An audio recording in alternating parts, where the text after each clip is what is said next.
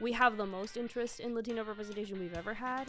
We have so much production going on in Latin America specifically, which is more exciting to me, really, because that is just going to be authentic because it's there and it's made with people of that lived experience. Yeah.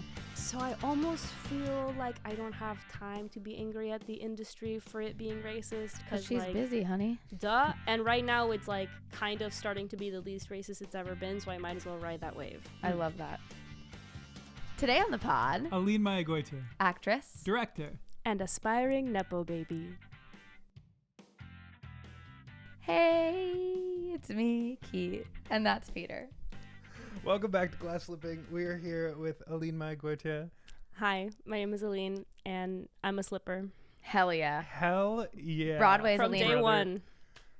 Yeah, she's on Broadway, which is iconic. I can claim it now. You really can. I will never not be Broadway's Aline Mayagoitia again. Yeah. And thank God. Now I can charge twice for everything I do. Oh my God, you absolutely can. Yes, thank you God. can. You actually forever can. Yes, coaching just went up. The email goes out. I'm so sorry, my rates have increased in the new year. Double increased in the new We're year. like, it's sorry, I'm charging double for everything now. as you should. Yeah. It is actually kind of crazy how when you have that line on your resume, like you just have like an immediate vouch. Yeah. You know, in like every room, which is weird. Yeah. Not only that, but it is like people can ride that shit. Yeah. For, like you could absolutely still ride on your Broadway credit if you wanted to like do coachings now in And I do. Kenosha, Wisconsin. And I do. Whatever. And you should. Yeah, thank you. I mean, definitely I feel like everyone I know in Mexico is like 5 times as thrilled as anyone here about Broadway. Really? Broadway. Yes, of course. And correct me if I'm wrong. Mm-hmm. Your parents are like Mexican Broadway royalty, correct? Yes. Thank That's you for amazing. asking. Yeah. So my parents are actors, tragically. My dad mainly did TV. He did a lot of telenovelas in the 80s in Mexico. So like peak telenovela life. And then did theater kind of later in life. And then my mom was mainly a theater director. Well, she started as an actor and then became a director. Cool.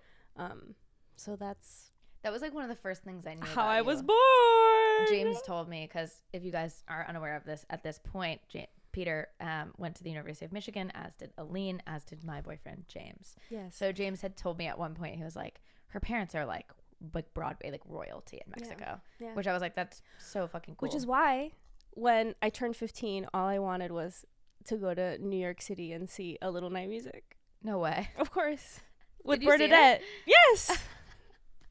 That's so funny. And I remember I was really hungry and I remember like trying to silently eat a bagel while watching like Liaisons. Yeah, worst show to do that. It's like so quiet most of the time. Exactly. That's so funny. I wonder if you saw me or the other girl. 50-50 I feel shot. like I'm just gonna choose to that believe I that you saw me. Yeah. Slay. Yeah. I love it. That's so crazy. So, okay. Give me like a short rundown of like the last couple, because you've had a crazy last couple years. Yes. So can you give me like sort of?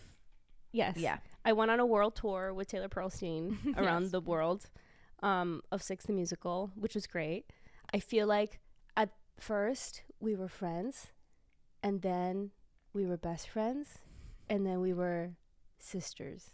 Like the 10 of us on that show, it was like 10 women on tour together. 10 women, the best women ever. That is a lot. It was a lot. That can go one of two ways. It went the best way. Okay, good. But we were in hard circumstances. So, but I feel like by the end it was like, I would take a bullet for you, but also I want to kill you. Totally. Most days. That's like family. Touring in a band as well, because there's about 7 of us that tour. Exactly. Same shit. Where Same you're like, vibes. I would run in front of a train for you, but also don't I make am me the train. do that. Yeah. Also, I am the train. Also, I am the train Yeah, right no, now. I am the train that's taking you out. How long were you guys on tour together?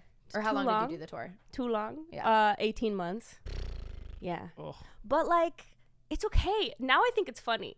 Now I think it's funny. Like I look back on it fondly, and I'm like, we did that. Yeah. In those places. You can look at your bank account, your retirement accounts. You're like, okay, this was yeah, for like something. glad I did that, but and I have those friends for life, but like would not tour America again like that. Yeah. I remember you said that to me when we saw Taylor on Broadway, when we went to drinks afterwards. Slay. You were like, incredible. Never want to do that again. No, I think I would do like 6 months to play like Mrs. Lovett. Like if it was something amazing and sure. and the paycheck was right. And so what was it about it? Was it the travel? Was it just being in America. cities? Was it America? Was it just city to city? Like, I think, especially post-pandemic, the downtowns of most of the cities in America are just like sad. yeah. Mm-hmm.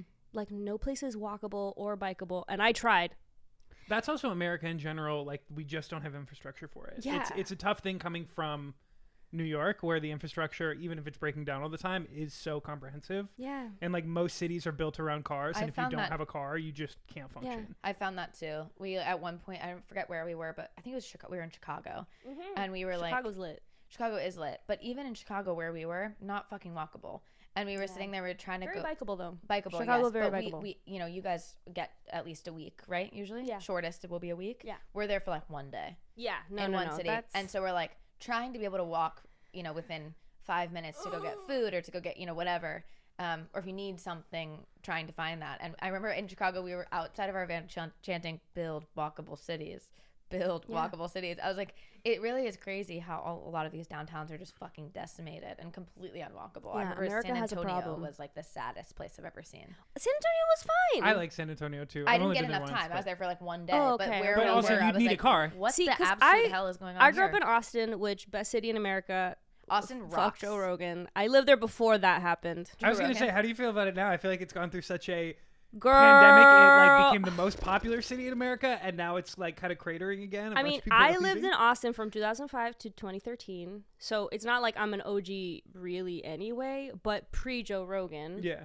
And it was the best place to grow up. It was like so full of arts. It was so healthy and creative, and that feels like still my American home. I've only been to Austin a couple In times, New but I York. really like it. My brother went to UT. Yeah, it's great. I loved In Austin. San I've loved Antonio. Austin every time we've been there. We It's got cute. a couple days off actually in Austin. We went to Ellsworth Kelly's Austin, the chapel, and that was absolutely beautiful. And we walked around. We were playing, I think, on the UT campus. The arena, I believe, is on. It was when we were Yeah. on Fall Out Boy. The arena is on the campus. Yes. So we got to walk At around the a little bit, and I was like, Frank Irwin Center. yeah, something Well, like that. now it's different. I don't know, but I that don't know. arena, I haven't lived there in 10 years. one so of I my don't know. favorites in the whole country. Yes. Incredible. The backstage, incredible. The crew, amazing. They printed us fucking t-shirts. It was awesome. Like so Yes. great. Austin's great. I love Austin. Yeah, it feels very full of culture, which is very cool. Mm-hmm. It's good. Yeah. Austin Okay. is good. Denver is cool. Denver's great. Love Denver. And New York is forever will be my fave and my home. Yeah. And New York feels like it's mine. But the rest of the country, I'm just like, Not for you. you guys. Well, and do you feel like that's just you have such a strong affinity and connection to New York? You feel like it is like where you should be, and that is why you struggled in other places? Or was it just I'm here for a month, I'm here for a week, I don't get a chance to actually experience any of these cities, like the touring aspect of it? I think I think because I'm from Mexico City originally, and right now there's so many Americans in Mexico City, I just had this like huge jealousy of all of these people being like in my place and being like, oh my God, Mexico City is so lit. I went there for New Year's. And I was like, what? It's unbelievable how many What? I know. work Why from are home you- Americans are Why moving are down to you Mexico where City. I'm from? Yes. There's like- such like a total not segment. My company did a news report on like the gentrification in Mexico City and how many people are moving down there. It's unreal. And when I moved to the US in 2005, everyone was like, oh my God, did you ride a burro to school? Like, did you have electricity in your, like, literally the ignorance, the perception of Mexico City specifically, like the way it has changed over the past 20 years that I've lived in It America. really has changed. It's I remember such thinking a gag. I got stuck in Mexico City one time on my way to somewhere else in Mexico to get to Puerto Vallarta. And I had a layover in Mexico City and I missed my connecting flight. And I was shocked because I took French in high school like an idiot. So I barely know any Spanish. Yeah. And I was alone. Yeah. And not a lot of people in Mexico City, at least at the airport at the time, this was probably 2018, maybe 19. And I was fucked. I didn't speak any Spanish. Almost nobody spoke Spanish or spoke English, which was, At the airport?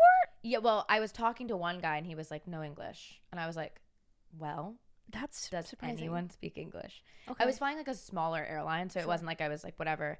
The connecting flight was through a smaller airline, And I had to like figure out how to get a new flight in English with this woman who was like not about speaking English with me either.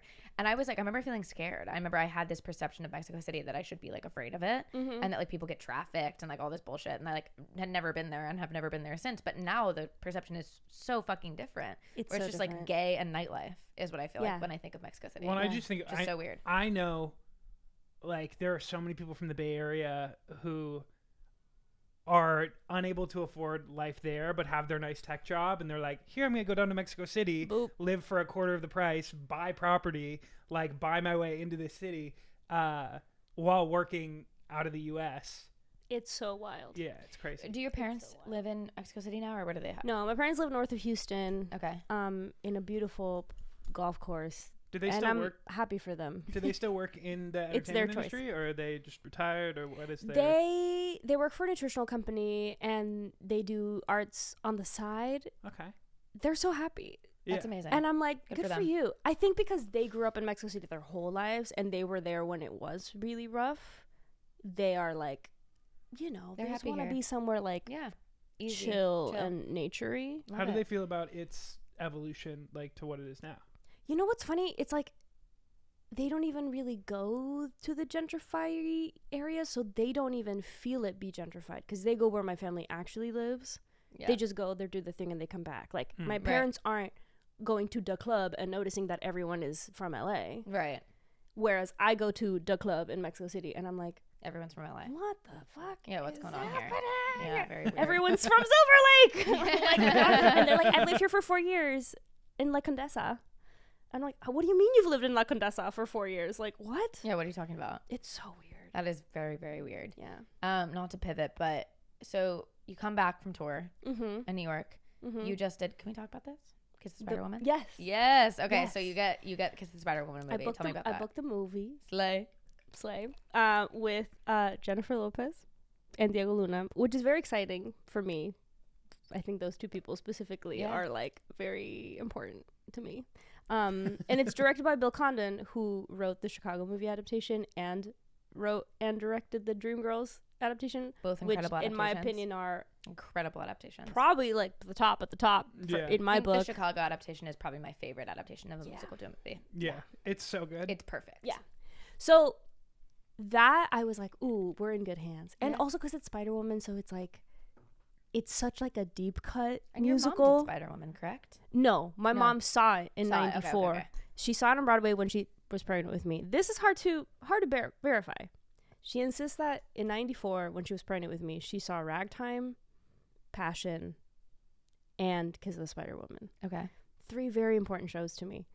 So that's cool. That's very cool. I'm again choosing to believe it. Yeah, choose Like it. I choose to believe that it was you. It's your reality. I'm just It's your reality, bro. yeah. We're just living in it. Yeah. I love it. Okay, And cool. she says that that's why she cut her hair into like a little black bob, Slay. which is like my mom's iconic haircut, which I'm now copying. And but yeah, I like auditioned for the movie while I was in fucking Salt Lake City on tour in my Airbnb. You taped for it. Yeah. Amazing. And then did a callback in person in New York, and which was like a little harrowing to get to because everything in when you're on tour is like harrowing to get your shit together for, but it was fine.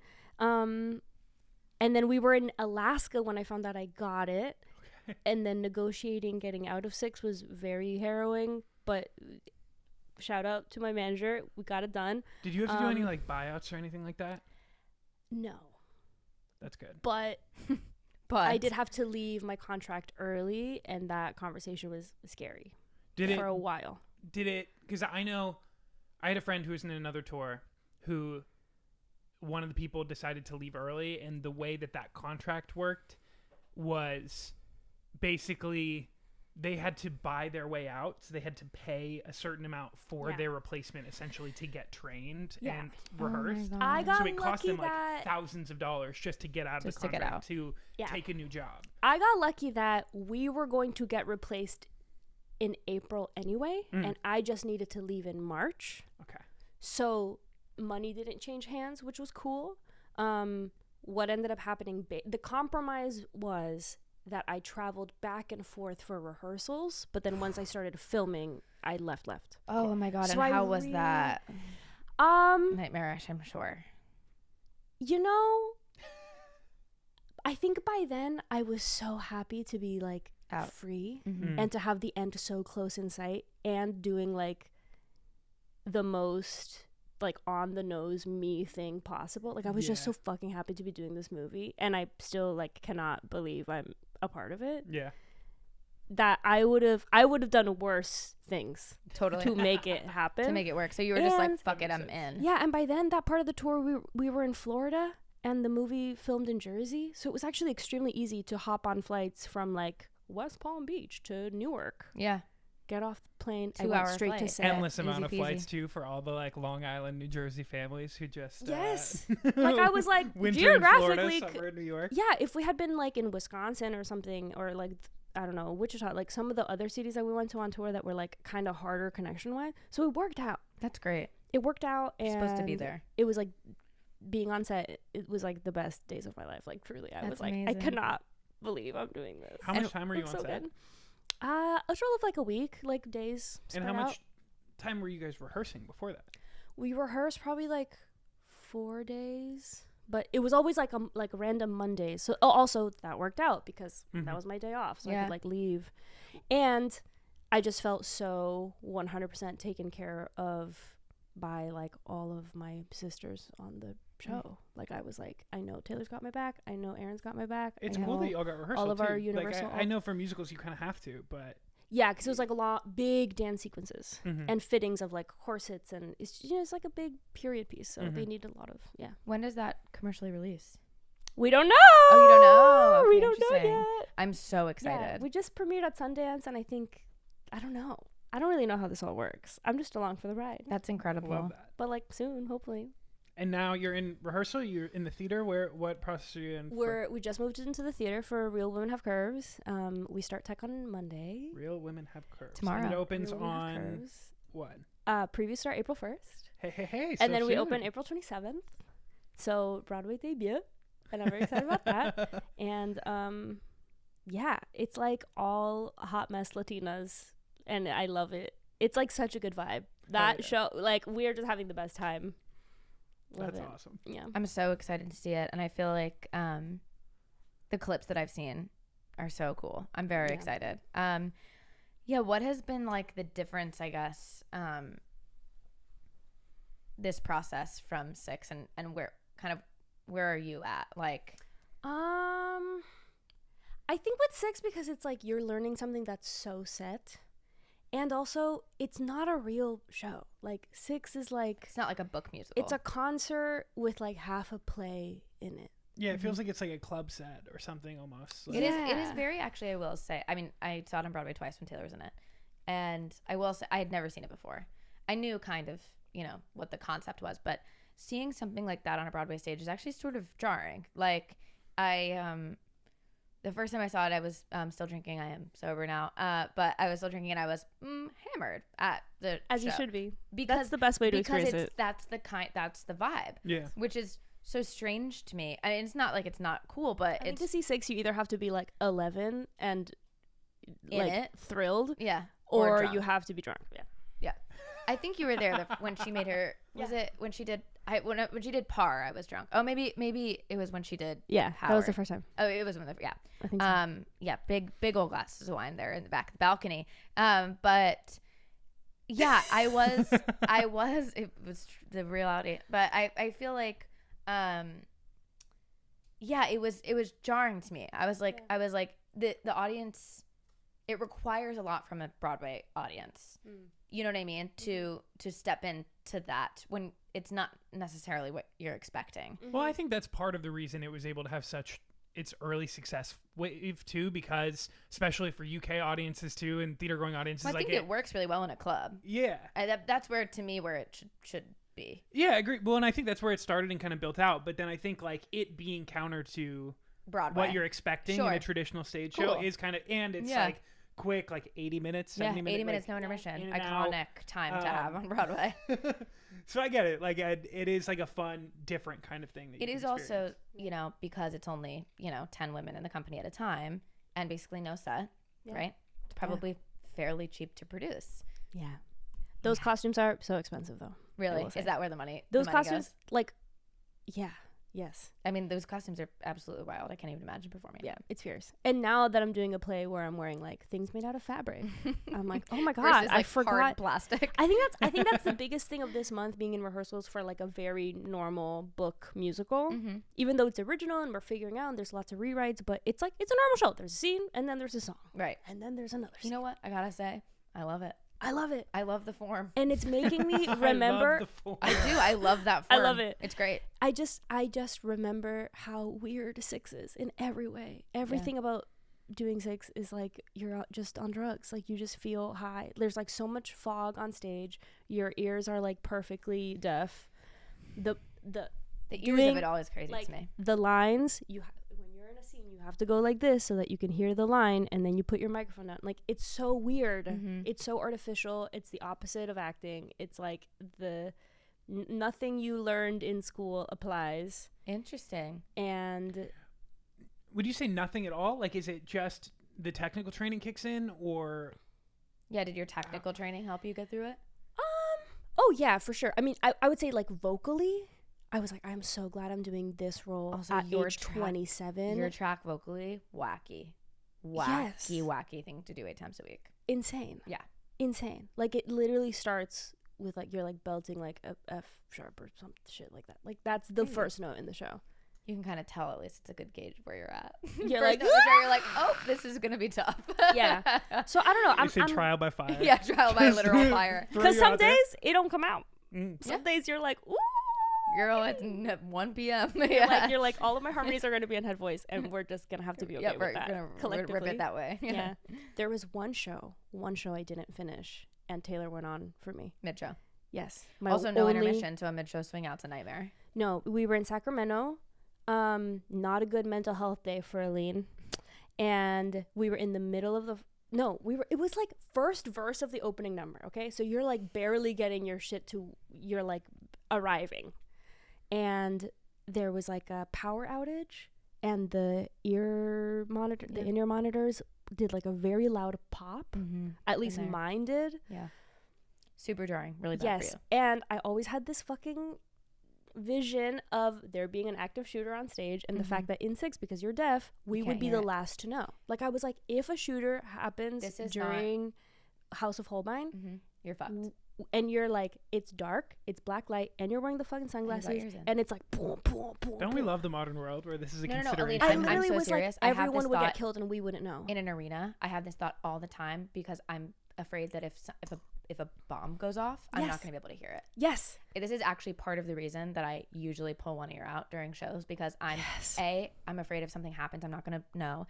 I also can't see the crowd, especially in an arena, and I can't hear the crowd. So if someone's yelling at me to stop, Yeah, you're not. I'm gonna not know. going to be able to hear it. So, Yeah. or if someone passes out or something, Right. I want to be able to be like, hold on, stop the show. Take care of. You know what I mean? But I agree. it is a completely different thing. I used to think all the time while we were sitting for "You Got a Good Heart," whatever the ballad is. Yeah. Like, if there's a shooter right now, Amina is not gonna know. She She's not was our gonna know. Seymour. Mm-hmm. So I literally used to fantasize like, okay, if there's If a something shooting right happens. now, I'm gonna run and grab her arm and pull her off stage. Yeah. Like I literally would like practice that in my head. They also encourage you guys not to pull them out, right? Yes. I mean, that's also very, very hard because it's bad I mean, for your ears. It's bad. It's obviously bad for your ears. I know that. I do have tinnitus exclusively in my left ear because it's always the one that I pull out. Yep. But Yeah. that is really hard because you've got someone. I can do whatever I want.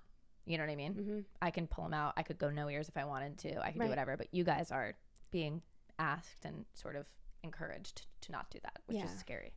Yeah, and it's also, I mean, I'm sure you encounter like wildly different sonic environments. Mm-hmm. So you really do need to like kind of make a game time decision. You guys don't play to a click, right? You don't have a click track in your ear? Not in our ear, but Yeah, in the band does. the band does. Yeah, Yeah. I do. So it's like You I need it for the tracks that are Yeah. playing, because if I'm behind or whatever, you're just gonna hear the vocals. Do you have bars your bandmates in your ear, I- like microphone being like 1, 2, 3, 4? Do you do that I with have each other? front of house in my ears, so like if like this has happened before where the front of house has been like, guys, somebody passed out, stop the song. You know what I mean? So which has been good. Or like, hey guys, like you need to restart or something like that. You know what I'm like that. And then on big arena tours, our drummer Pete will have a talk back, so he can be like, a lot of it's time where it's like we got 3 more minutes, we got to cut a song or like whatever. You know, but not everybody is on a talk back, and sometimes like the talk back will be like in front of the drum riser, so if someone has something they need to say, they can go back and you just click it with your foot and talk and everybody hears it. But it's like when you don't have that, it is requiring people, you like, I've been like, you're like, hello someone. Just trying to get someone's attention. Trying to get someone's attention. But yeah, you guys don't have a talk back up there. Can you hear your conductor? Yes. Yeah, she's got you got a lot of 3, 4. Okay, cool. That's crazy to do it also without a click. That's crazy to me. That's shocking. But I guess you can't because you've got mics. Everything would have to be like time coded. It's the reason the show is magic. Totally. But it is just being like deaf to the audience is like, you can't really do stand up if you can't hear the audience. Oh my God, I've never even thought about that. You can't hear the laughs. That's fucking which crazy. Is like the whole thing with Howard is like the roast. So doing that, like that took me a long time to like learn how to do that. And then that day in Sacramento, basically what happened was like, it was like a really loud boom and everything went like dark. So we walked off stage and it was just that thing where like my little primal brain was like, and it's a wrap. And I just couldn't stop crying. Like my body just got so scared. Yeah. And I was like, put Taylor on. Like, I can't do this now. Because, you know, your diaphragm is just going, and you can't get control of it that quickly. Oh, that is terrifying. It's like a true panic I'm so sorry that happened to you. I know. But it's okay. And then Taylor killed it, and it was fine. But what would happen in a situation where somebody has to swing out mid-show? Would you just walk off stage and say, I'm out? Because you can't. There's you're on stage the whole time. I don't think we had any mid-show. That one didn't even feel like a mid-show because the show was already stopped. They were trying to get the electricity back. We were stuck for like 20 minutes anyway, so it was kind of... She had time to get and it was right at the top of the show, so it didn't really... Once we restarted, it was fine. Good for you for listening to yourself, too, because I think most people, a lot of people would try to power through it, and it just would not be worth it. There were so many shows I powered through, and that was not the one. Couldn't be the one. No. Yeah, could you speak to that, to just the level of, like... Do you think it was good to power through that when you're on the road like that? Because I've heard that instinct a lot with people who feel guilty taking time off or feel guilty, like, stepping away. Yeah, what was your experience with that? I think the way that I grew up was very much like the show must go on. Like my dad had a show the day I was born, and I was born very quickly, so he thought he was going to be like, I'll just go do the play and then it'll come. And, you know, labor takes like 8 hours or whatever, right? But no. Not for your mom. So he my dad missed my birth. He was doing Sugar, which is the musical version of Some Like It Hot. Some Like It Hot. So my dad was in full drag the night I was born, and I think he left at the second act and like got on like a stagehand's bike and like biked to the hospital and missed it. And he regrets that. Like he talks about, he's like, yeah, like I just shouldn't have, you know. And that's, I mean, obviously that's like so extreme, but that's like theater. We've talked about this but before. That's the people that raised me. But also, but the theater, I think, raises people like that too, where it's like, show must go on. They teach you to like just eat shit. They call it Hell Week when you're going through tech. Like they are constantly drilling into people like the show is more important than you. Yeah. In a way that is really fucked up. A part of something that's bigger than you, and it's like, well, but the whole is only the sum of its parts. Yeah. So true, and I think with something like Six, where I'm like, this role does not belong to me.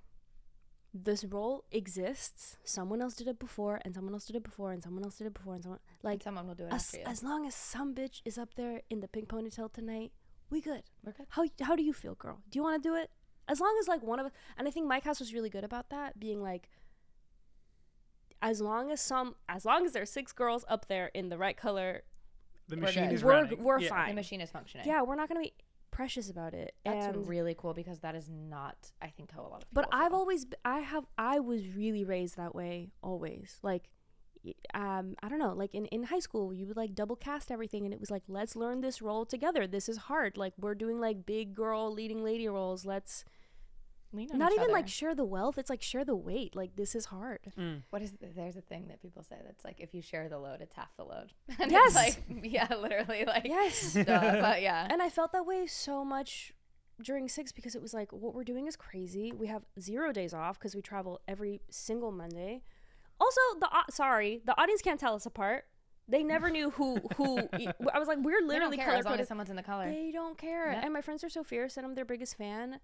And it's like, I remember from my catering days, one of my catering captain was like, there's no heroes in catering. Like, if you were trying to lift too many boxes, he was like, there's no heroes in catering. Like, please do not hurt yourself for this fucking whatever It's the same corporate shit. dinner party. Do you remember that Vulture article that came out like a couple years ago? Sarah Porkalob wrote that. I have never talked about an article more than I talked about that. Same. That was crazy. fucking- And she name checked 6, so it hit us really hard. Oh, I'm sure it did. What were your feelings on it? Because I kind of loved that article, to be honest. I thought obviously I think there were issues, but I think for the most part I was like, I really resonate with this because there is not another job in the world that requires 100% of your body and your time and your voice. Yeah. And it is like it's so difficult to find humility in it, I think. Yeah. I would like to reread that article. I've been thinking about it a lot recently. Okay. Actually, I've been thinking a lot about it because I keep saying I have never talked about a movie as much as I have talked about Emilia Perez, and I've never talked about an article as much as I've talked about that Sarah Porkalob article. I have not seen Amelia Perez yet. Don't. I have no interest, in fact. or do. I mean, it's a good time. I mean, I simply want to see it because I've just heard so much bullshit about it that I'm Yeah. like, I feel like I need to see what everyone's talking about. But yeah, I that article was really interesting to me because at the time it came out, I believe I was on my way out of theater, and good. my lizard is scratching at the door. But I had always struggled with the thought of giving myself 100% because I just it's not realistic, and B, I don't think it should be required of us. And that's what breaks people down and pulls them out of this industry. People who are really fucking talented and who have a lot to give and have a lot to share because they are so beaten down by this idea of not taking care of themselves. But it's also, I think, the beauty of community theater or like high school theater or things is everyone is giving 100% of themselves, and it's a really beautiful communal thing. This is once you get to a commercial theater space where it's like, not only is not everyone giving 100%, nor should they, but you are expected to hit this thing for a machine that does not care other than if you're willing to be the cog in it. Like, so long as the machine is running, they don't give a fuck. I was literally discussing this at the 92nd Street Y, and my dear friend Adam Cantor said, wouldn't it be amazing if everyone... I love him so much. Shout out. He said, wouldn't it be amazing if we just made everyone that does this professionally do it as a hobby? And I was like, yeah, because most of them wouldn't do it. That's the thing. Most of them wouldn't do it as a hobby. So when you're in those, like, you think about some formative, or at least for me, I think about some formative theater experiences. A lot of them happened like in high school or even in college, but less so in college because of the pressure. And when you take that pressure away and you say, and I'm not saying things shouldn't have pressure. When you're in a Broadway show, there is inherent pressure. There always will be. When you're doing something professionally, there is pressure, and there should be. But getting down to that feeling that you have when you're in a space with a bunch of people who just want to be there it's immeasurable. Like the gifts that you get from that are absolutely immeasurable. So trying to find, and frankly, I've only found that by being away from it. And then getting back into it, like this thing that I just did was so special to me because I was just like, I just want to be here. Yeah. I just want to be doing this. Yeah. And everyone else can say whatever they want. You can say this is stupid. You shouldn't, care this much about this or whatever. And I'm like, no, I do care about it because I love it. Yeah. And because there was not a lot of pressure, I don't know how I would react in a situation where there was. I don't know if that would come back or if I would feel the same way or whatever. But like that's why I loved that article, because I was like, what you're tapping into here is something very interesting, which is that giving 75% of yourself, or whatever she said. I think she said 75, which is iconic, which is also a lot. Yeah. Also, okay, a big thing that I have learned, and honestly doing 6, is no one can tell the difference between your 100 and your 80%. No one can. No. And sometimes the 80% actually reads better as an audience. Maybe it's just a 6 thing, but like I actually think it reads better as an audience because you're just a little more like, especially for jokes, the jokes hit better when you're just saying them a little chiller on it. When you're like really doing it, it kind of alienates the audience. Totally. And I think for 6 specifically, it's actually like cuntier to just be fierce pop star diva boots that's like not trying that hard. Totally.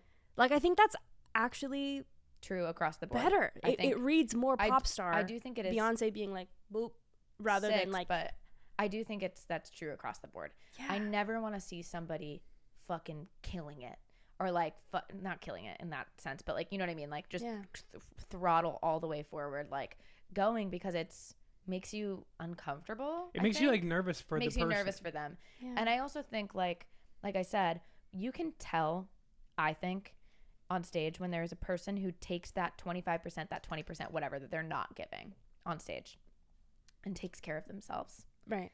Because it's comfortable to watch them. They seem locked in, like, you know, whatever phrase you want to use, but they're just ready to be there. Yeah. And when you don't do that, A, you burn out way fucking faster, and B, like, you don't have anything left to give at a certain point. Like, at a certain point, you're going to show up and you're going to have 20%.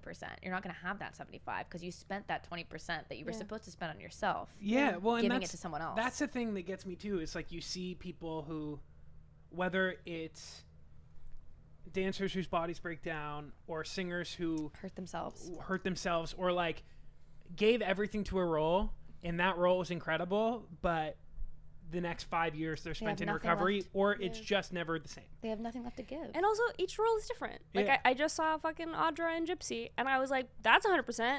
Just like when I saw Audra do fucking Porgy and Bess, like that was, you know, I'm laying my body and my talents down at the altar of this role. Like that was amazing.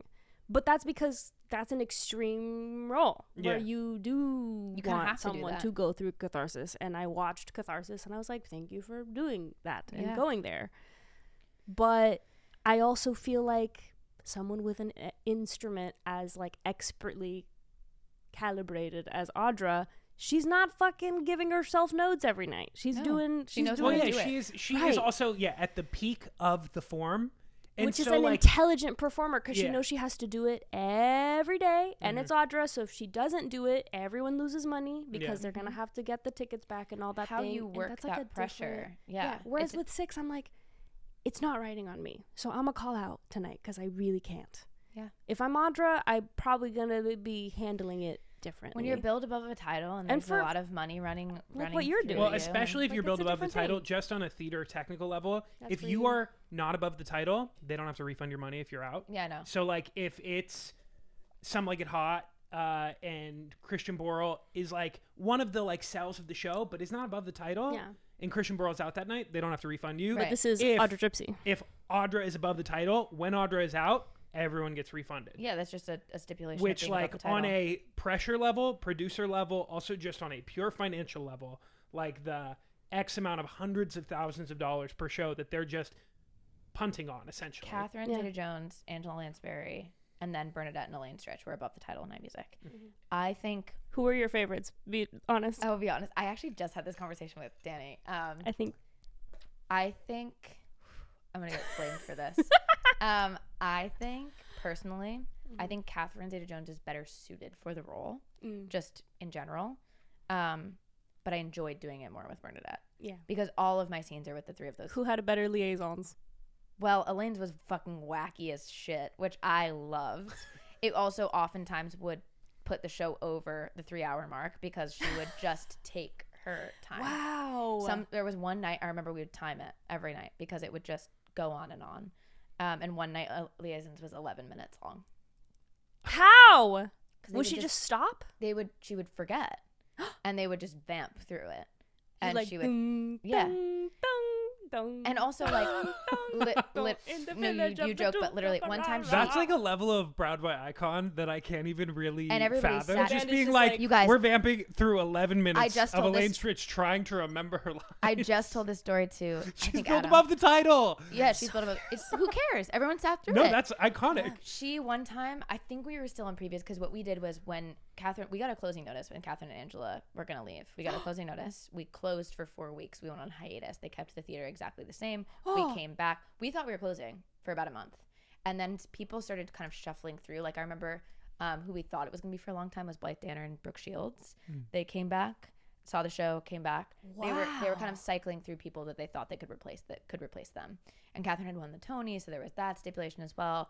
And so we were like cycling through people, kind of like people were coming back, we're talking to people, whatever. And then finally they were like, we're not going to close. Here's what we're going to do. We're going to bring in Bernadette Peters and Elaine Stritch. We're going to close for 4 weeks. You're going to go on hiatus for 4 weeks, and then you're going to come back. You're going to re-rehearse the show. And some people left as well. Some of the ensemble left. I think all the principals stayed the same. And then we came back, did like a full-blown second rehearsal process, and then reopened, which is obviously super abnormal, just in general. But it was truly and wholly a completely different show with the two of them. Of course. And yeah, I don't know. I can't say who was my favorite. They were so different. They were so unbelievably different that it really did feel like we were doing a different show, which for us was amazing because we'd ran for about a year with Catherine and Angela. I don't know why, because I really kind of don't listen to musical theater music anymore. But yesterday, for whatever reason, I put it on, and I know why, because I was thinking about you. But I listened to like the original, and I was like, this show, like I knew this my whole life, but it is the horniest show. Oh my god! Oh, yeah. It is the horniest it's all show. About, it's the only thing. It's about sex. It's Midsummer. Like liaisons. It's literally just like your grandma sitting there and being like, I fuck this guy, and I fuck this guy, and I fuck this guy, and I wanted your mom to be better at fucking, but she's not, because she's hung up on this old guy that can't fuck his. And then literally in the second act, Petra comes out and does the exact same thing, which is iconic. Yes. Yeah.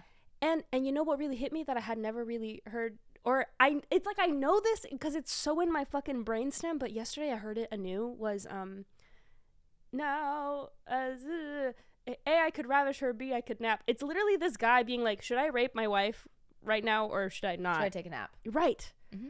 And it's like, I know, we're using the word ravish, but then he's literally like, if I'm too forceful, like it might turn her off, and I don't know. It's just so... It's dark.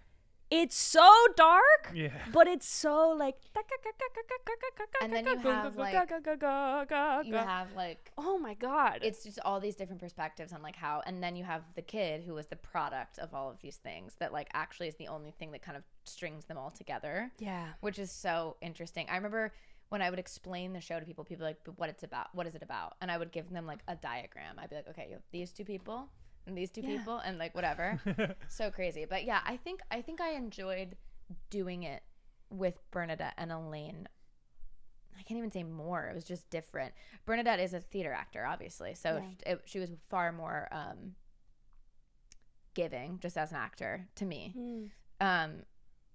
She's just like more locked in with me, I think, than Catherine. But I loved Catherine's Desiree. I thought it was incredible. So did the American Theater Wing. But I really did though.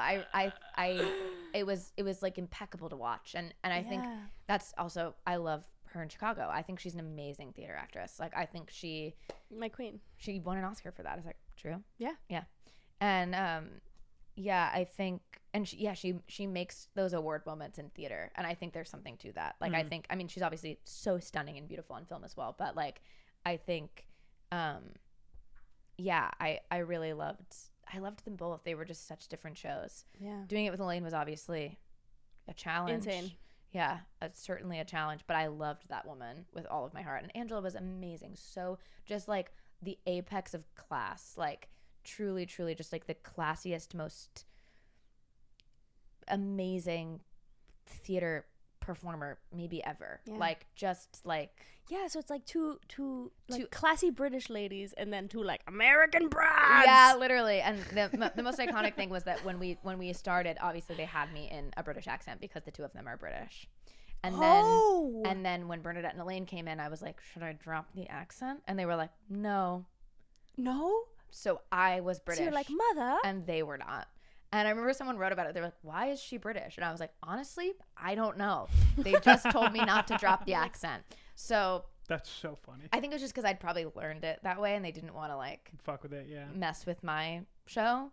So I was like, I mean, I can just drop the accent. Like it doesn't have to be like whatever, but that's so funny. I'd never thought of that. I wonder if they were just worried you would sound like somewhere in between, like a Madonna. They were going for like Mid-Atlantic. I think originally we were going for like Mid-Atlantic, and then it just sort of, when we were rehearsing, I was like, this has to be like full on like RP British, because the in between for me as a 12-year-old when I direct didn't it, exist. I'm gonna make everyone extremely Swedish. Yeah, right. Like actually full on Swedish accents. Swedish. Okay, I have a bit of a pivot. Yeah, please. I think the pod is loving this. The night niche music little night music. Oh no, because I want to talk a little bit more about being brought up in a theater household with performers and stuff, because I feel like I think there's two different sides of the like more nepotism conversation. I think there is the like direct advantages people get from my dad is the head of Universal or like whatever, and so my life is infinitely easier because of that. You guys keep talking. I do have to run to the bathroom really quick, so just cut. But then there's the other side of it that is just like my parents are in this business, and so I know more. I have a natural into training or to, because like I say this all the time. I'm like, if I am successful in the entertainment industry and my kids want to be in the entertainment industry, my kids are going to do better than I did because I know so much stuff. And like I think that side of the thing and the advantage is a really normal part of for that, sure. As opposed to like, then there is the more nepotism side of it, which I think that is still baked in, but then it is like giving an advantage. I think I didn't get to take advantage of the literal nepotism because we moved to the US where my parents did not have connections. Yeah. Also, we moved to Austin, so it's like, I think even if we had moved to LA, we would have.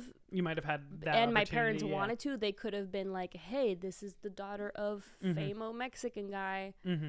But we moved to Austin, and my parents were like, "You're not auditioning for Disney Channel. You're not doing like child TV things, so you're gonna like go to ballet class." Like that was what I did. And I think if we had stayed in Mexico, I would have been a nepo baby because there were, there were levers to pull there. Do you ever think about that too? If you ever wanted to go to Mexico, that's and, like, me start right now. those That's levers? why I'm going back to Mexico because I'm like, let me be a nepo baby again. Yeah, bring nepo back to me.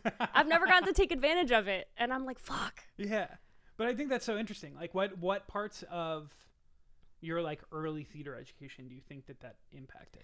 I mean, my mom, as a director, did Saturday Night Fever, West Side Story, and Annie back to back. So I got to watch her do Saturday Night Fever and West Side Story, and then I was in Annie.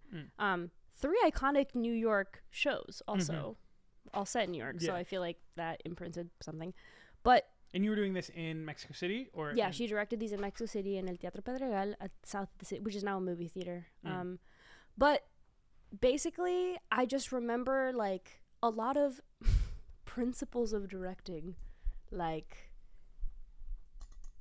for example, like, don't pull focus when it's not your turn to speak. Like, see how that person is moving? That's bad because your eye goes to them and they should like turn to the person who's speaking. Little things like that. And a lot of like directing with lighting. Like, I feel like I watched her do lighting design for all these shows and I was like, oh, you can direct with lighting. You can fix with lighting a lot of directing issues. Yeah. Of like, just ignore that because that needs to, the scenery needs to change over there. Yeah, things like that. And that knowledge is so useful. Like, that's why I think there is such nuance to the nepotism thing, because obviously you can look at certain people get certain jobs and you're like, oh, they just got this because they are X person's son, X person's daughter. And I think that is true to a certain extent. They probably got in the room for that reason. But then you also look at, sometimes it can be frustrating to me, even though like I don't have family or whatever in the business, where I'm like, you still are discounting that person's ability that they gained out of this. Like, I think of like outside of the theater world, you look at like Steph Curry, one of the best basketball players in the world. His dad played in the NBA. Like, is the reason he got to the NBA like, or is the reason he is the best player in the world because his dad played in the NBA? I think it has more to do with his work ethic. Did it help that he grew up a rich kid who had access to every basketball facility in the world? And the genetics. The genetics are... Yeah, the genetics. But then too, like, he went to smaller college. Like, he probably got that shot in the NBA in part. Like, he played really well at Davidson, whatever. Was definitely assisted by that, like, background. But it was more the knowledge, the ability, I know what to train from age 5 because my dad is this saying, do these dribble drills, whatever. Yeah. Yeah, I think what you're talking about is an interesting point where it's like, it's less about actual nepotism and more about privilege and accessibility. Well, and like nepotism definitely is real. Like I said, if I am successful in the entertainment industry and I'm making movies and my kid wants to be in a movie, I'm putting my kid in that fucking movie. And like I will let them wear the nepotism crown. I really hope my kids don't want to do anything in performing, but if they want to be a rock star, I'm gonna be like, okay. I also hope my kids don't want to be involved in the entertainment industry, but if they do, I'm gonna be like, okay. I think I would kind of do exactly what especially, I mean, I think because my dad was a child actor since age like 13, I think he was very aware of the dangers of it, and I think especially as a girl, they were very protective of me. I'll tell you all about it. And my mom, I mean, my mom got started like, you know, later compared to my dad, but like in her 20s, she was like fully accosted by all of these producers. Like, I think they were more afraid for me than they were like, slay, well, and just daughter, for context be for our famo. audience, and also for me, because I'm not positive, like what scale of fame are your parents in Mexico? Not like Okay. I it's not.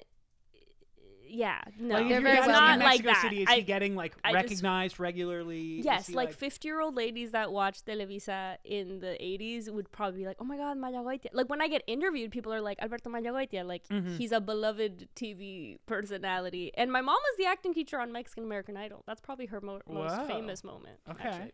But like But- in certain realms, your parents are very well known. But we can do everything is anonymous. Like we are Yeah. not Yeah. giving anything. We have never had security. We've never had assistance. We've never like a lot of those. Honestly, witnessing how Jennifer Lopez lives, I was like, oh, that Well, is yeah, that's crazy levels of fame. That- that is like that is- international superstardom to a. yes, that is a 50th degree. different realm that I neither aspire to nor have Nor ever want. experienced. No, and yeah, even just watching it for like a day, I was like, oh, Yeah. that's Can't very, go anywhere. That's Can't very different. do anything Yeah. without like having to. And like be honestly, on for it. me, my biggest dream is to be like a famo director. Like really, I think the interesting. more old I get, the more I grow up, the more I'm like, if I don't become a director, I think I'm gonna just be like extremely unhappy because I'm just gonna be like frustrated. So I just need to be in charge. Have you directed much in the? In real life, no. Because I remember In you college, directed in I did a college, bunch, yeah. and that was amazing, and I I miss remember the it production every of day. Passing Strange was lit. Thank you. It was so good.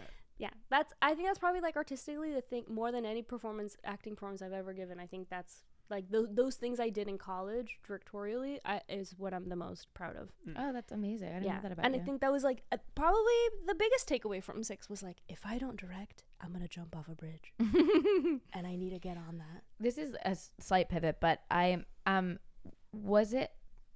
did it come into your mind at all when you were doing 6 that it was worth it for the amount of money that you were making, that you were like, if I can just cash this paycheck for another 6 months? 100%. Yeah. 100% because, yeah, I mean, that is rare to come by. And rare to come by when you're not a name. Way I rarer. think. Yeah.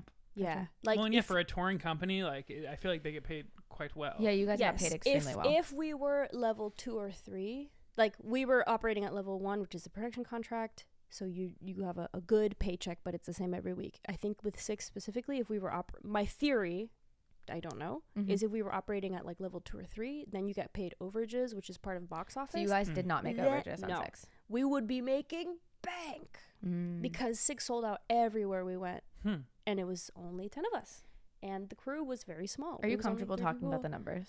I think if we made overages, we would have, like, there were some weeks that I remember one of our crew was like, I think if we were making overages, we would all be making like over 10K this week.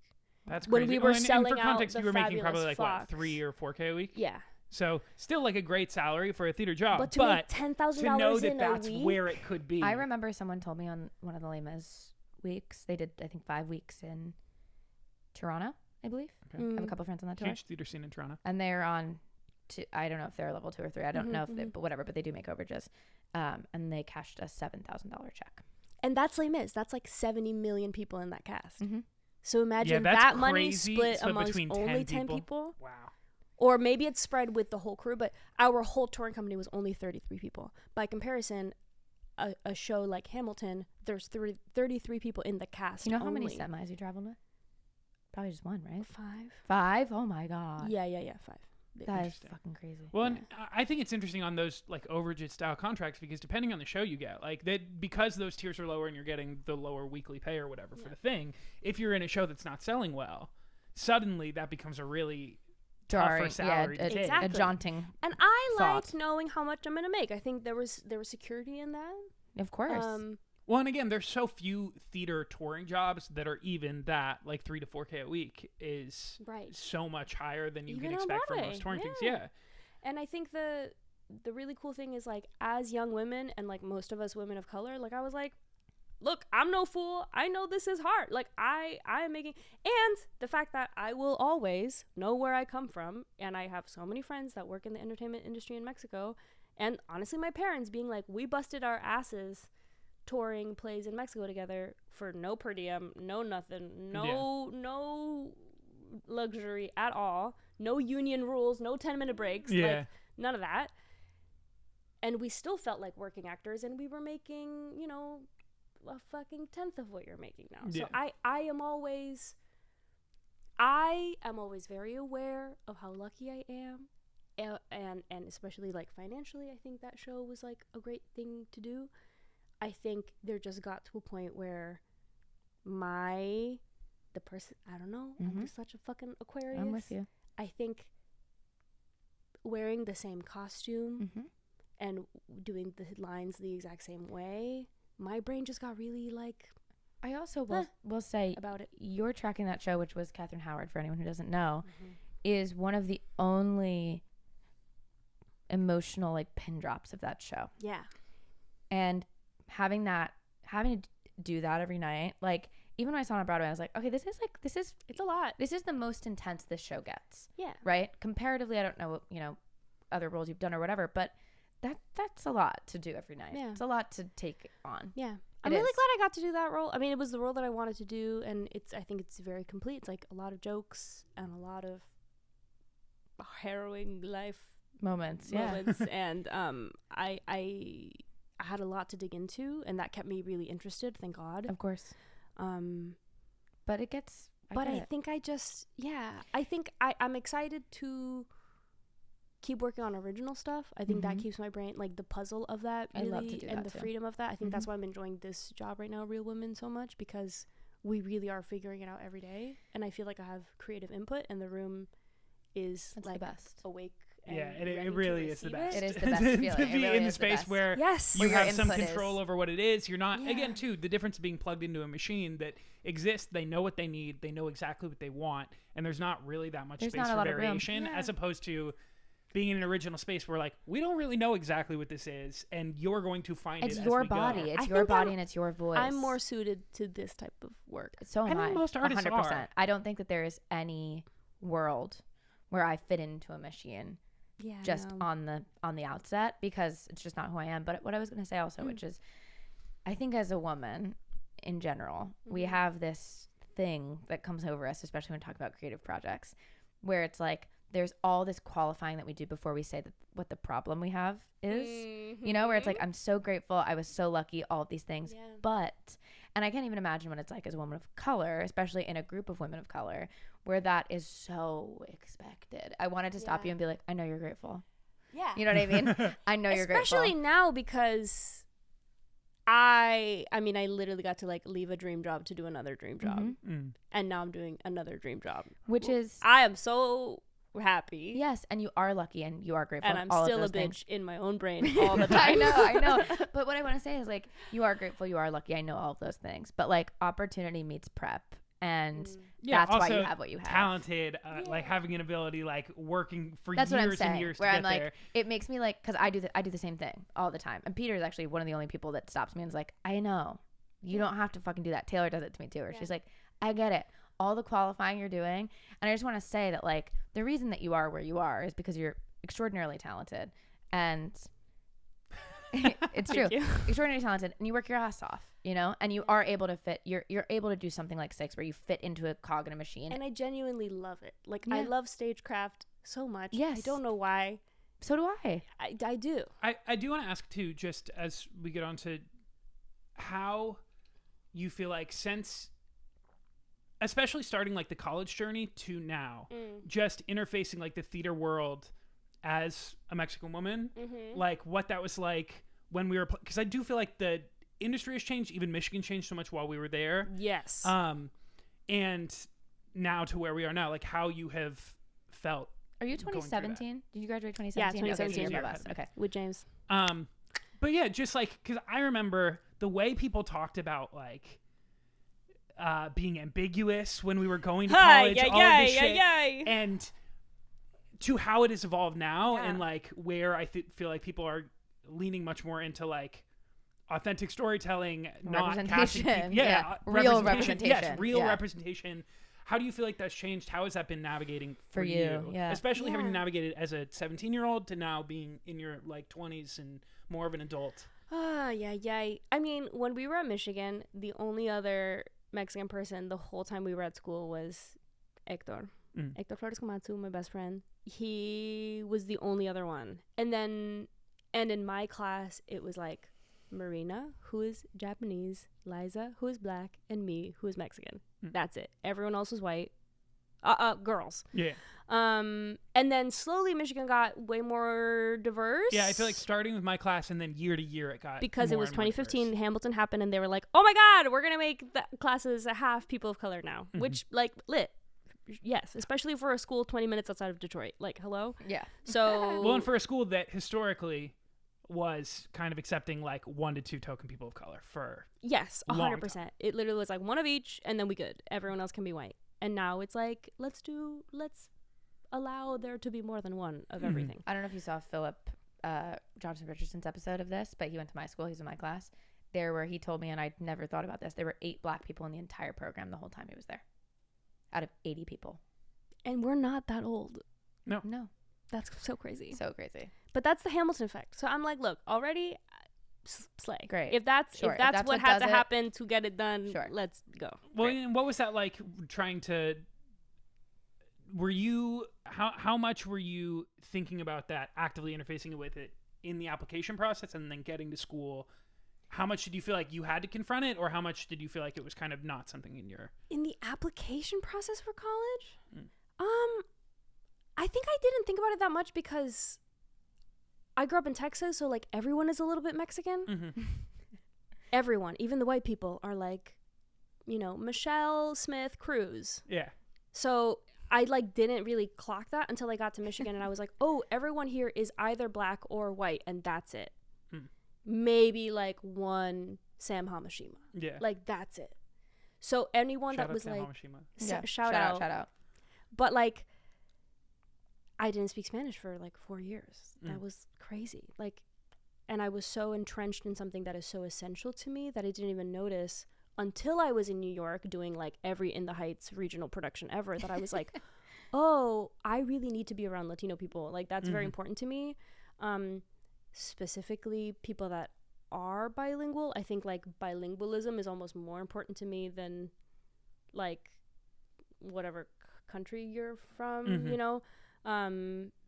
that's just a huge part of my brain. Like that's my native tongue.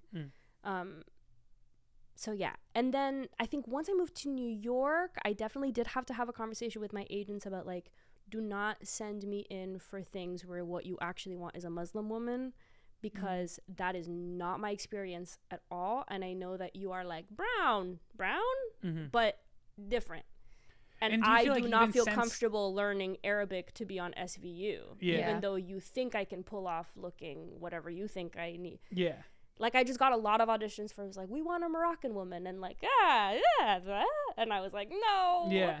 But it is interesting to me even how that has shifted, where in 2014, I feel like the way a lot of like heads of theater programs or casting people or anything were like, this is an asset, we don't know what you are. Yes. Like, is that a weird thing to have to confront on an identity level? Like, Yes, but I've always felt extremely comfortable being like, I'm actually extremely specific. yeah. I'm like a bougie Mexico City girl.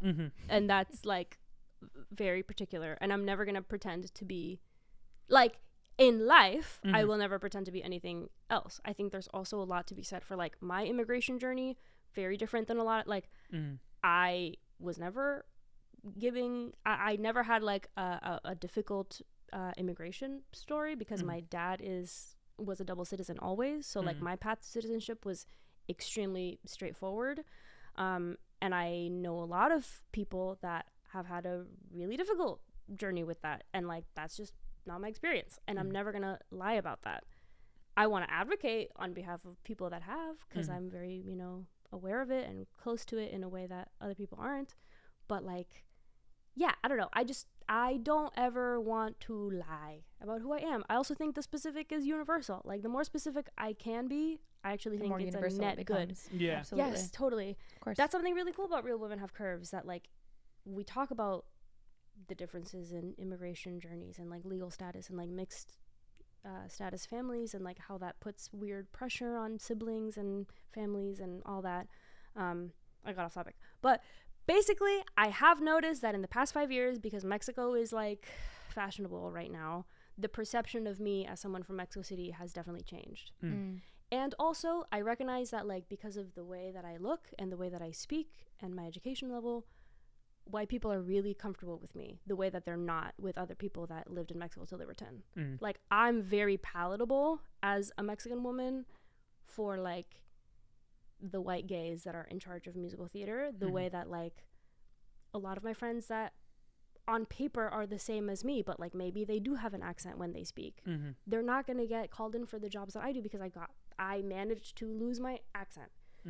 That is like, I think honestly having an accent is like the final frontier for acting, because that is really held against actors way more than.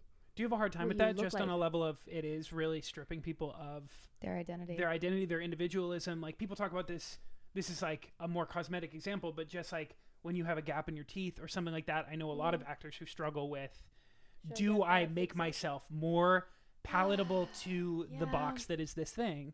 Or do I just stick with it and make that be my thing, you know? Yeah, I don't know. Yeah, I don't know either. I don't know, but I think it's a net good that Mexico is fashionable. Like, I think it's annoying, and I have a lot of feelings about it, but I'm like, well, at least, you know, more bougie white gays that go to Mexico City and have a positive opinion of it, like, that's a net It is a net positive, yeah. It's changing the perception of it, which hopefully integrates some more. I think if you are an American and you have gone to Mexico City and you love it because yay La Condesa, I think you need to call your like Trump supporter family members and tell them that. I think that's the way we change America, is for every gay that's had a good time in Puerto Vallarta, you have a racist uncle that needs to stop voting for Trump. And and if they don't talk to you because you're gay, I'm sorry. I was going to say, do you think that the gay family member is the conduit they're going to listen to about Mexico? I think a white gay family member is extremely powerful. I think being a white gay family member, you have a lot of power that you're not. At least really your little cousins. With. Yeah, I just think like it's the ripple effect of white people that suddenly like love La Roma. That's my biggest hope. I love it. But I feel very aware that it has never been a better time to be what I am, and that's complicated, but I'm just like, fuck it, I'm not gonna argue with it. It's in vogue to be Mexican, and I happen to be Mexican. Is that a hard thing? Because the industry itself is so hard and is mostly rejection based, and I feel like especially white people, not for me, love to be like but I know, and I have heard and had to fight back on people who love to discount why they're not succeeding, mostly white people, because it's just so much easier to be a person of color in the industry right now. It's so hard to be a white girl right now. It's the best time. As if, like, again, the majority of actors cast still are not white people, and it hasn't always been a great time to be a white person in America, in the theater industry, whatever. Right. But do you have to deal with that very often, just on a level of, or like any type of weird feeling about it, where it's like you're still dealing with the entertainment industry, which is so fucking brutal, while also hearing like, oh, it's a great time to be a person of color in this industry? I heard that a lot in like 2017, 2018, like when we were first graduating. I heard that a lot. I think little by little, all of the people that used to be like, it's so hard to be a white girl right now, stopped. Good. I also feel like now I almost feel like I'm way more. I am so grateful that there is like so much interest in stories that include me and like Latino representation, and I'm so excited for that. I almost don't have time to be like angry at the industry, because it's like we have the most interest in Latino representation we've ever had. We have so much production going on in Latin America specifically, which is more exciting to me, really, because that is just going to be authentic because it's there and it's made with people of that lived experience. So I almost feel like I don't have time to be angry at the industry for it being racist, because she's like, busy, honey. Duh. And right now it's like kind of starting to be the least racist it's ever been, so I might as well ride that wave. I love that. I think that's fucking awesome. Yeah, it's kind of like I can be it's just, I don't want to be dismissive, but for me, Aline, I just think it's like boring to just be angry. So I would rather just be like, hey, suddenly there's all these LOL fake attempts at DEI. So I'm just gonna like go in there and try to call their bluff, and we'll see if they're serious, and maybe I'll get something out of it. Yeah. Rather than just being like, anger and resentment are so deeply, deeply unhelpful in a lot of these things. I think anger can be a way to move forward. Totally. I think when you get the right people angry about the right things, it can be super, super helpful. But at the end of the day, you're so right. You don't have time to be angry and resentful. And I also think the battles we're fighting here versus in Mexico are so different. Totally. Because like here, I'm like the most Mexican girl in the world, which is so funny. Whereas in Mexico, I'm like quite white and quite privileged and quite American. And it's just so funny, I think, like actorally, the things that I go in for here versus the things that I go in for in Mexico, like the way I'm perceived is so different. That just keeps me abreast of like, it's all so silly anyway. So I might as well just be exactly who I am and let people read me how they're going to read me, which is what they were going to do anyway. Right. Yeah. So I think that's amazing. Yeah. And I think just being like a beacon of that kind of hope and that kind of feeling about the industry in America is so it's so incredible, because there are young Mexican women who don't feel like they have like a light in the industry, and I'm sure it makes a lot of women and people feel angry, and rightfully so. However, like seeing someone that wants to move forward with it and say, this is what we've got, and it's not perfect. It is not perfect by any stretch of anyone's imagination, but what we're doing is trying to propel it forward. I think is really fucking awesome. Like obviously it's not perfect here. It's not perfect in Mexico either, where everyone's Mexican. Like the colorism in Mexico is so insanely transparently racist. In a way that it's like, even when you're not dealing, I don't know. I just think the problems in America are so like white people versus everyone else. Like that's how we like to frame it. And then when you go, it's really not. It's really not. And then when you go to Latin America, where everyone is Latino, and then you see like, oh, it's really like a socioeconomic issue. Sure. It's like an opportunity issue. It's an exposure issue. And really it's like a colorism thing. I feel like, it's way more complicated. So just getting angry at the industry in order to like, very psychotherapy, but like, I just don't want to be angry. I just want to like take responsibility for my own career and just do the best with what I have. Yeah, that's really beautiful. Forward. Yeah, I love it. I just want to be the best Nepo baby I can be. Yeah. and it speaks to your success. Thank you. Yes, absolutely. Thank you. Absolutely. My dad is famous in Mexico, and I need you to all remember that every day. I love it. Well, we should get you out of here, so we'll wrap it up. But is there anything you want to plug to the cam? Come see Real Women Have Curves on Broadway. We open April 1st. Previews April 1st. Just start coming April 1st. April Fool's Day.